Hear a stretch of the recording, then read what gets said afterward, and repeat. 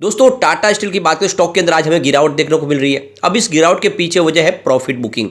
आप समझ सकते हो स्टॉक काफ़ी ज़्यादा दौड़ा था और इसने जो अपने टारगेट थे वो भी हिट किए, यानी 116 का फर्स्ट टारगेट और 119 का सेकंड टारगेट दोनों हिट हुए। ऐसे में प्रॉफिट बुकिंग तो आएगी। दूसरी तरफ बाजार भी साथ नहीं दे रहा है, बाजार में भी काफ़ी बड़ी गिरावट है, मेटल इंडेक्स गिर रहा है, तो टाटा स्टील नीचे आएगा जरूर। लेकिन क्या इस गिरावट का हमें फ़ायदा उठा के डिप में खरीदारी करनी चाहिए? क्या आने वाले समय में टाटा स्टील में हमें शानदार तेजी देखने को मिल सकती है? तो यहाँ पे कुछ बड़ी अपडेट है जिनको डिस्कस करेंगे, ब्रोकरेज हाउस की राय भी देखेंगे क्या है टाटा स्टील को लेकर, और सबसे बड़ी बात है कि बाजार में क्या फिर से तेजी का वातावरण बनेगा या फिर पिछले कुछ दिनों की तेजी के बाद यहाँ पे बड़ी गिरावट होगी। सारी संभावनाओं को इस वीडियो के माध्यम से हम तलाशेंगे। सबसे बड़ी बात यह है कि मेटल इंडेक्स का भविष्य क्या आगे, और पिछले दिनों जो मेटल इंडेक्स काफ़ी ज़्यादा गिरावट में था, आपने देखा होगा पिछले साल भर में हमने कोई भी तेज़ी नहीं देखी मेटल इंडेक्स में। अब जाके कोई मेटल इंडेक्स में एक्टिविटी बढ़ने लगी है, तो क्या आने वाले समय शानदार तेज़ी आ सकती है? और क्या यही मौका है जब टाटा स्टील में निवेश किया जाए? सबसे पहले लगभग 1:30 बजे के आसपास का टाइम है। बीएसई सेंसेक्स फिलहाल 60,743 के स्तर पे, जहाँ पे 550 पॉइंट की बड़ी गिरावट है, यानी 0.90% गिर चुका है बीएसई सेंसेक्स। अब इस गिरावट के पीछे वजह ग्लोबल रीजन जहाँ पे बाजार में हमने गिरावट देखी, उसका नतीजा यहाँ पे हुआ कि हमारा बाजार भी निगेटिव ही खुला और इसने 61,000 के स्तर को तोड़ दिया है। तो यहाँ पे देख सकते हो कि धीरे धीरे करके बाजार में प्रॉफिट बुकिंग हावी हो रही है। आज अगर गिरावट देखें तो निफ्टी के सभी इंडेक्स में और एक जैसी ही है, चाहे निफ्टी 50, नेक्स्ट 50, 100 हो या फिर मिड कैप हो या फिर स्मॉल कैप हो, एक जैसी गिरावट दिखाई देगी। आज आपको कहीं पर ग्रीन दिखाई नहीं देगा, सारे के सारे इंडेक्स रेड है और गिरावट सबके अंदर 1% से नीचे। ये बात तो क्लियरली समझ में आ रही है कि ओवरऑल आज प्रॉफिट बुकिंग हो रही है। कोई भी इंडेक्स ऐसा नहीं है जो इस समय कुछ पॉजिटिव करता हुआ दिखाई दे, और कहीं पे भी बड़ी गिरावट भी नहीं है। ये सबसे बड़ी बात है, लगभग एक जैसा ही प्रॉफिट बुकिंग हो रहा है सभी इंडेक्स में। अब यहाँ पे अगर हम अलग अलग सेक्टरल इंडेक्स की बात करें तो जो बड़ी गिरावट है सबसे ज़्यादा वो है निफ्टी रियलिटी में 1.9% की बड़ी गिरावट है, लगभग 2% की गिरावट है। उसके बाद जो लूजर है वो है निफ्टी मेटल, 1.52% की बड़ी गिरावट, यानी लगभग 1.5% की गिरावट निफ्टी मेटल में। और उसके बाद जो गिरावट अगर हम देखें तो पीएसयू बैंक के अंदर है, 1.28% की गिरावट है। और उसके बाद लगभग 1% की गिरावट आईटी में भी है और निफ्टी मीडिया में भी है। बाकी जो इंडेक्स अगर देखें तो वहाँ पे गिरावट थोड़ी सी आपको कम दिखाई देगी, लेकिन सभी इंडेक्स में गिरावट है। आज किसी में भी आपको तेज़ी देखने को नहीं मिलेगी।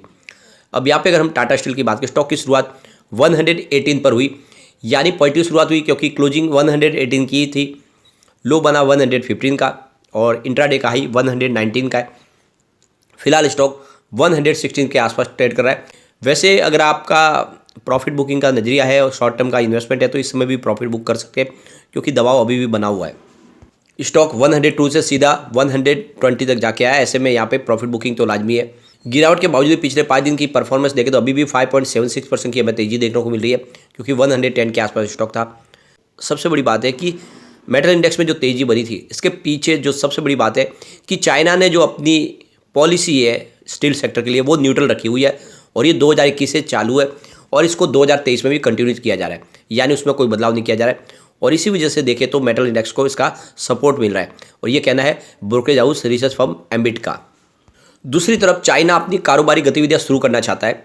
वो अपने यहाँ पे जो नॉर्मल है सारे के सारे ट्रेडिंग शुरू करना चाहते हैं। पिछले कई महीनों से यहाँ पे चाइना में एक जीरो कोविड पॉलिसी के तहत सारा का सारा लॉकडाउन लगा दिया गया था, जिससे उनके कारोबार में काफ़ी ज़्यादा नुकसान हुआ और मेटल इंडेक्स काफ़ी ज़्यादा पिटे। लेकिन अब चाइना ने अनाउंस कर दिया है कि वो 8 तारीख से सब कुछ खोल देना है। तो अगर ऐसा अगर होगा तो फिर आप देख सकते हो कि पॉजिटिव माहौल बनना शुरू होगा, इसीलिए इसका मेटल इंडेक्स को पहले से ही तेजी का वातावरण बनना शुरू हो चुका है। तो यहाँ पे ब्रोकरेज हाउस एम्बिट की तरफ से बाय की कॉल दी जा रही है। उनके हिसाब से टाटा स्टील, हिंदाल्को और एसडब्ल्यू स्टील, एनएमडीसी में आपको निवेश की सलाह दी गई है, लेकिन जेएसपीएल में उन्होंने सेल की रेटिंग दी है। तो ये आपको ध्यान रखना है कि ब्रोकरेज हाउस की तरफ से यहाँ पे बाय की कॉल निकल के आ रही है। ब्रोकरेज हाउस का कहना है कि बुक वैल्यू इंक्रीज हो रही है। इसके अलावा देखें तो काफ़ी ज़्यादा करेक्शन भी हो चुका है, ऐसे में आने वाले इसमें गिरावट की संभावना काफ़ी कम है और तेज़ी से स्टॉक के ऊपर जाने की संभावना ज़्यादा हो रही है। दूसरी तरफ डोमेस्टिक मार्केट में भी डिमांड निकल के आने लगी है, तो आने वाले इसमें इसका फायदा तो होगा ही।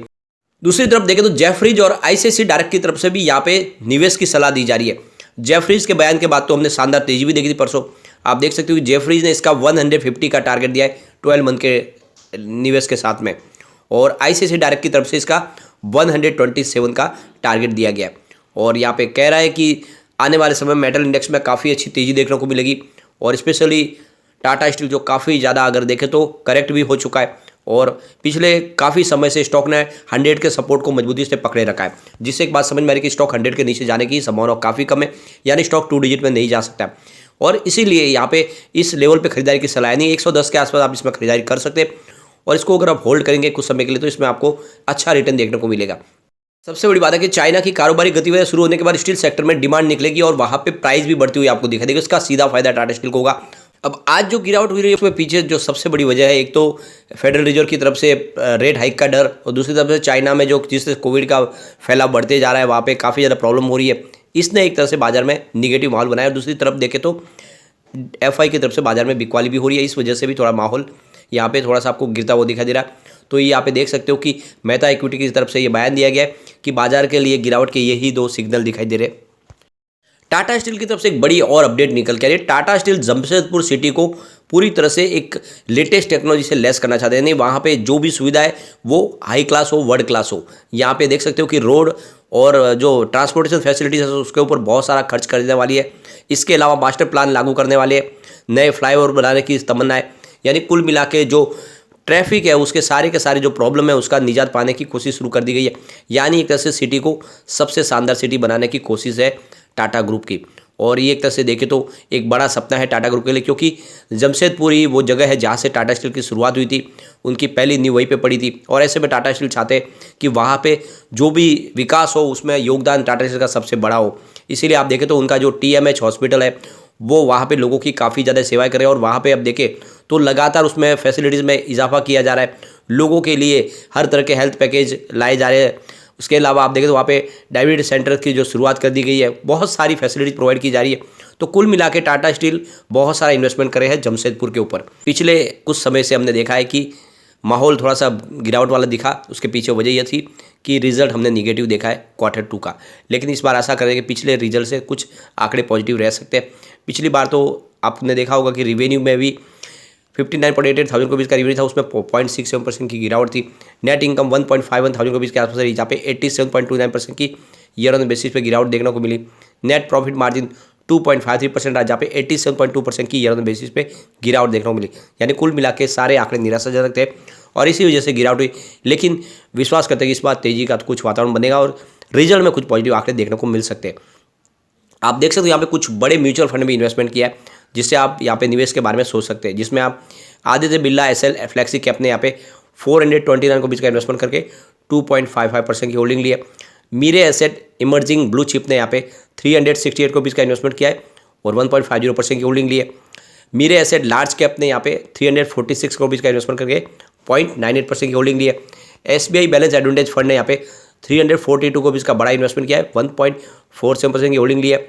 इसके अलावा कोटक इक्विटी आर्बिट्रेज ने यहाँ पे 341 को भी का इन्वेस्टमेंट करके 1.59% की होल्डिंग ली है। ICICI प्रू बैलेंस एडवांटेज ने यहाँ पे 310 को बीच का इन्वेस्टमेंट किया है, 0.70% की होल्डिंग ली है। मीरे एसेट टैक्स सेवन ने यहाँ पे 219 को बीच का इन्वेस्टमेंट करके 1.54% की होल्डिंग ली है। ICICI प्रू वैल्यू डिस्कवरी ने यहाँ पे 214 को बीच का इन्वेस्टमेंट किया है, 0.77% की होल्डिंग ली है। ICICI प्रू इक्विटी सेविंग ने यहाँ पे 157 को बीच का इन्वेस्टमेंट किया है, 3.18% की होल्डिंग ली है। और निप्पॉन इंडिया टैक्स सेवन ने यहाँ पे 150 को बीच का इन्वेस्टमेंट किया है, 1.22% की होल्डिंग ली है। तो ये आप समझ सकते हो कि बड़े बड़े म्यूचुअल फंड यहाँ पे दाव लगा रहे, ऐसे में बिना डरे आपको निवेश कर लेना चाहिए। एक बार इसके पिवट लेवल को हम चेक करेंगे तो यहाँ से अगर गिरावट होती है तो 117 का फर्स्ट सपोर्ट है, ये ऑलरेडी सपोर्ट टूटा है। सेकंड सपोर्ट 116 का जहाँ पे स्टॉक अभी ट्रेड कर रहा है। तीसरा सपोर्ट निकल के आएगा 114 का। पर पॉजिटिव माहौल बना तो 120 का फर्स्ट इसको रेजिस्टेंस मिलेगा, इसको पार कर लिया तो फिर 121 तक स्टॉक जाएगा और वहाँ तक पहुँच गया तो फिर 122 तक जा सकता है। तो नजरिया लॉन्ग टर्म का है तो इस समय इन्वेस्टमेंट करें, डिप में खरीदारी करें, यह आने वाले समय आपको मालामाल कर देगा।